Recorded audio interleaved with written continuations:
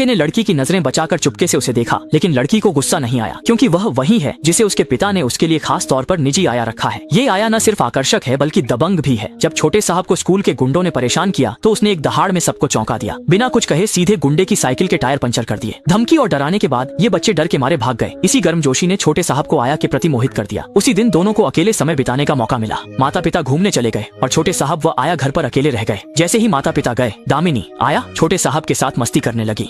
छोटे साहब ने पहले कभी इतनी रोमांचक अनुभूति नहीं की थी। दोनों ने स्विमिंग पूल में साथ मस्ती की और दामिनी आया की काया देखकर छोटा साहब हैरान रह गया। दोनों थक गए तो कमरे में लौटे, ये जानने के लिए कि दामिनी आधी रात को क्या करती है। छोटे साहब ने सोने का नाटक किया। आधी रात के बाद उसे लिविंग रूम से हलचल सुनाई दी। वह धीरे धीरे बाहर निकला, यह देखने की आया क्या कर रही है। उसे लगा शायद आया उसके बिना मजे कर रही है। जैसे ही वह सीढ़ियों के पास पहुंचा, उसने देखा दामिनी ने अपने दोस्तों को बुला लिया है।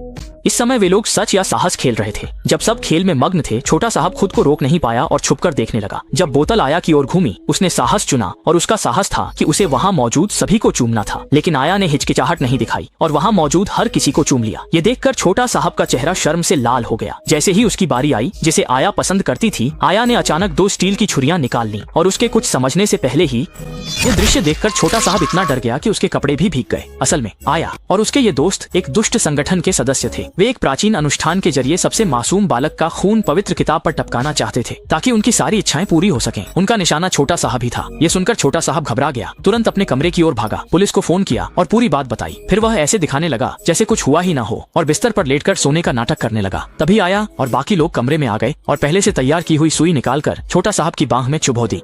जैसे ही उसका ताजा खून निकाल लिया गया, छोटा साहब ने मौका देखकर उनके जाते ही जल्दी से उठकर खिड़की से भागने की तैयारी की। लेकिन उसके भागने से पहले ही आया ने कोई आवाज सुन ली और वह उसके पीछे आ गई। अगले ही पल छोटा साहब कमजोरी के कारण बेहोश होकर गिर पड़ा। जब उसे दोबारा होश आया तो उसने खुद को एक बेंच से बंधा हुआ पाया।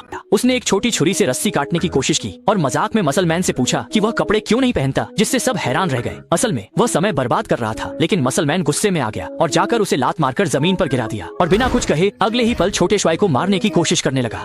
अचानक 2 पुलिस वाले दरवाजा तोड़कर अंदर घुसे, लेकिन वे लोग नहीं घबराए। मसलमैन ने स्टील की छड़ फेंक कर एक पुलिस वाले को निपटा दिया। मरने से पहले एक पुलिस वाले ने ट्रिगर दबाया। गोली सुनहरी बालों वाली लड़की को लगी। उसके शरीर पर सिलिकॉन था जिससे वह बच गई। पास खड़ा पुलिस वाला डर गया। फिर आया ने एक बार में सुनहरी बालों वाली लड़की का गला काट दिया और उसे मार डाला। छोटा श्वाई मौके का फायदा उठाकर सबकी नजरें चुराकर ऊपर भाग गया। काले युवक ने देखा और पीछा किया, लेकिन छोटा श्वाई ने हल्का धक्का दिया जिससे वह युवक खिलौने की कार पर पैर रखकर सीढ़ियों से नीचे गिर गया। आया ने जब अपने साथी को दर्दनाक मौत मरते देखा तो वह गुस्से में आ गई और दूसरों को आदेश दिया कि छोटा श्वाई को हर हाल में पकड़ना है। छोटा श्वाई ने समय रहते दरवाजा बंद किया, चादर बाहर फेंकी और खिड़की से भागने की कोशिश की। तभी मसल मैन आ गया और पूरी ताकत से चादर खींचने लगा, जिससे छोटा श्वाई ऊपर खींचा जाने वाला था। अच्छा हुआ कि चादर समय रहते फट गई, जिससे छोटा श्वाई नीचे गिर पड़ा। उसने दर्द की परवाह की बिना जल्दी से घर के गोदाम में पहुंचकर कुछ हथियार ढूंढे, फिर ड्रिल मशीन से बेसमेंट की ग्रिल खोल दी और खुद को चादर में छुपा लिया।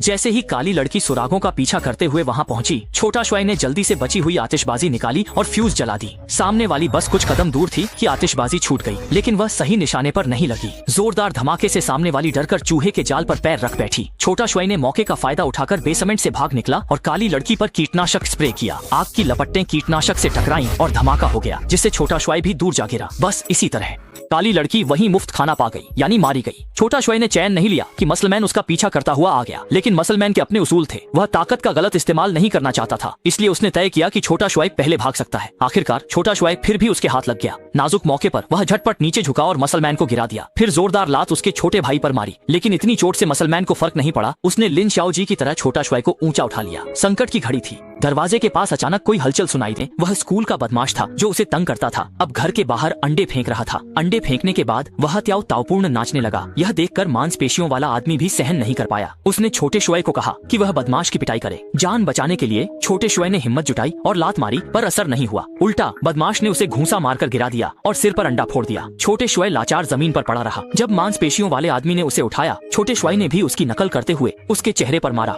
वह मुड़कर भागा। नाजुक मौके पर वह एक लकड़ी के घर तक चढ़ा और सीढ़ी तोड़ दी। उसे नहीं पता था कि मांसपेशियों वाला आदमी रस्सी से ऊपर आ गया। अब छोटे श्वाई की जान खतरे में थी, लेकिन ऊपर की लकड़ी की पट्टियां 2 लोगों का वजन नहीं सह सकी। उसने पेड़ के तने को पकड़ने की कोशिश की, लेकिन हाथ फिसल गया। रस्सी उसकी गर्दन में लिपट गई और उसका गला घुट गया। वह अफसोस के साथ दुनिया छोड़ गया, जबकि छोटे श्वाई ने अपनी जान बचा ली। उसे नहीं पता था कि पीछा यहीं खत्म नहीं हुआ। वह संभल भी नहीं पाया था कि उसकी पीठ के पीछे नौकरानी आ गई। वह भागता हुआ आखिरकार पड़ोस की लड़की के घर में छुप गया। संयोग से लड़की के माता पिता भी घर पर नहीं थे। जैसे ही नौकरानी पीछा करते हुए वहां पहुंचने वाली थी, वे दोनों छुप गए और उसे पूरी घटना बता दी। जब तक नौकरानी ने उन्हें नहीं ढूंढा, छोटे शुआए ने लड़की से जल्दी पुलिस को बुलाने को कहा, क्योंकि वह नहीं चाहता था कि लड़की इस मामले में फंसे। लड़की ने छोटे शुआए को हिम्मत देने के लिए उसके माथे पर एक प्यारी सी किस कर दी। इस हरकत से छोटे शुआए को जैसे नई जान मिल गई और वह बिना कुछ सोचे समझे बाहर निकल गया ताकि नौकरानी से आर पार की लड़ाई कर सके।